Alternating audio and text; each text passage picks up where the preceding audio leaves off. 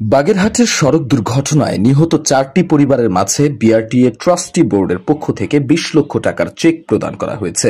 20 September শনিবার বিকেলে জেলা প্রশাসকের সম্মেলন কক্ষে অনুষ্ঠিত চেক প্রদান অনুষ্ঠানে প্রধান অতিথি ছিলেন বিআরটিএ চেয়ারম্যান আবু মমতাজ সাদউদ্দিন আহমেদ। এ সময় বাগেরহাটের জেলা প্রশাসক আহমেদ কামরুল হাসান, বিআরটিএ খুলনা ও বরিশাল বিভাগের পরিচালক মোহাম্মদ জিয়াউর রহমান, বাগেরহাটের সহকারী পরিচালক লাইলাতুল বাওয়া, বাগেরহাটের অতিরিক্ত police super Mohammad Shamim Hasan, Bagerhat press club সাধারণ সম্পাদক তরফদার রবিউল ইসলাম, বাগেরহাট আন্তজেলা বাস মালিক সমিতির কর্মকর্তা বৃন্দ সহ ক্ষতিগ্রস্ত পরিবারের সদস্যরা উপস্থিত ছিলেন।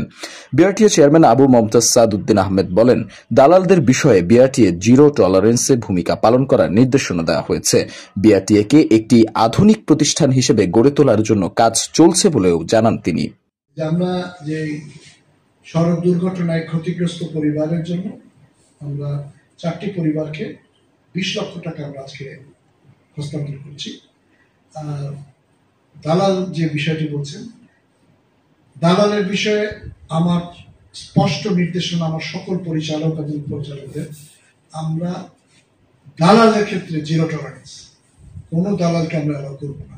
আর এমনি আমাদের প্রসেসগুলো এমন হয়ে গেছে, দালাল কিছুদিন পরে আপনারা খুঁজেও পাবেন না, কারণ আমরা সব অনলাইন সিস্টেমে সকল কার্যক্রম আমরা অনলাইনে সাহায্য। কিছুদিন পর আপনার পেপারলেস অফিসেও হয়ে যেতে পারে।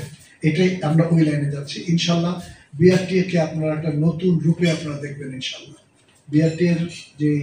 বিআরটিএ এতদিন যা পেয়েছে, আমরা সেই বদনাম থেকে আমরা উত্তরণ ঘটিয়ে আমরা একটা ডিফারেন্ট প্রতিষ্ঠানের রূপ প্রদান করতে, জনবান্ধব প্রতিষ্ঠান হিসেবে এটাকে পরিণত করতে আমরা সকল কর্মকর্তা কর্মচারী মিলে বদ্ধপরিকর।